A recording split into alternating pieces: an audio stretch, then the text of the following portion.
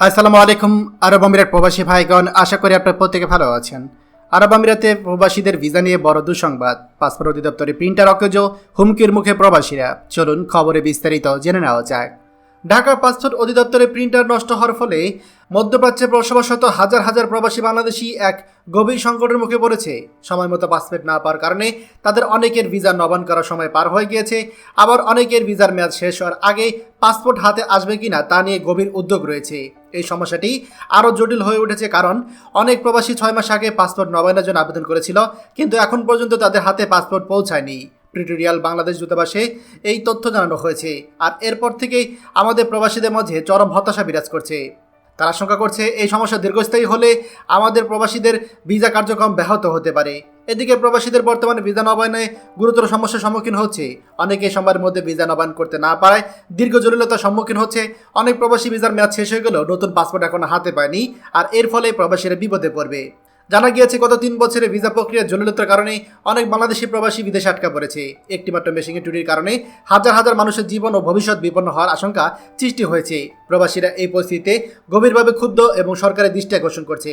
এদিকে দেশে অর্থনীতিতে প্রবাসীদের পাঠানোর রেমিটেন্সের উপর নির্ভরশীল। প্রবাসীদের ভবিষ্যৎ সুরক্ষিত রাখে এবং অর্থনীতিকে সচল রাখতে সরকার উচ্চ পর্যায়ে বিশেষ ব্যবস্থা গ্রহণ করতে হবে। এ বিষয়ে আমাদের প্রবাসীরা জানিয়েছে। বিশেষ করে আপনারা জানেন যে দেশে বর্তমানে যে পরিস্থিতি ছিল, সেই পরিস্থিতিতে ঢাকা পাসপোর্ট অফিসে আপনার যে প্রিন্টার, সেই প্রিন্টারটা বন্ধ হয়ে যাওয়ার কারণে প্রিন্টারের সমস্যা হয়েছে। এতে করে পাসপোর্ট কিন্তু সময় মতো পাওয়া যাচ্ছে না। আমরা যারা বিশ্বের বিভিন্ন দেশে আছি, আমরা মূলত পাসপোর্ট পেতে সাধারণত আমাদের নিকটবর্তী যে অ্যাম্বাসি আছে সেখানে আবেদন করি।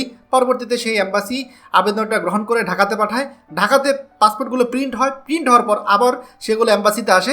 তারপরে সেটা আমাদের প্রবাসীরা সেটা আমরা ডেলিভারি পাই। এক্ষেত্রে 1 থেকে 3 মাস পর্যন্ত সময় লেগে যায়। দুর্ভাগ্য কথা হচ্ছে, আমরা ইতিপূর্বে দেখেছি মালয়েশিয়া প্রবাসীরা তারা গত কয়েক মাস আগে বিপদে পড়েছিল এই পাসপোর্ট সময় মতো না পাওয়ার কারণে।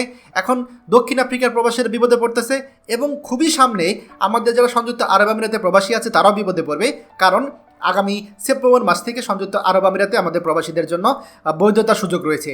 তাহলে যদি এই অবস্থা হয়, তাহলে আমাদের প্রবাসীরা কিভাবে সরকারের উপর ভরসা করবে? আশা করছি কর্তৃপক্ষ এ ব্যাপারে অতি দ্রুত পদক্ষেপ গ্রহণ করবে। খবরটি আমাদের সকল প্রবাসী ভাইদের সাথে এখনই শেয়ার করে সবাইকে এই গুরুত্বপূর্ণ খবরটি জানার সুযোগ করে দিন। আর আপনি যদি আমাদের এই চ্যানেল নতুন হয়ে থাকেন, অবশ্যই আমাদের চ্যানেলটিকে সাবস্ক্রাইব করুন প্রবাসীদের সকল গুরুত্বপূর্ণ খবরাখবর সবার আগে পাওয়ার জন্য। ধন্যবাদ সবাইকে। আমাদের সকল ভিডিও আপডেট সবার আগে পেতে আমাদেরকে সাবস্ক্রাইব করুন। সাবস্ক্রাইব করতে সাবস্ক্রাইব বাটনে ক্লিক করুন এবং বেল আইকনটি চাপুন, যাতে আমাদের কোনো লেটেস্ট ভিডিও আপনি মিস না করুন।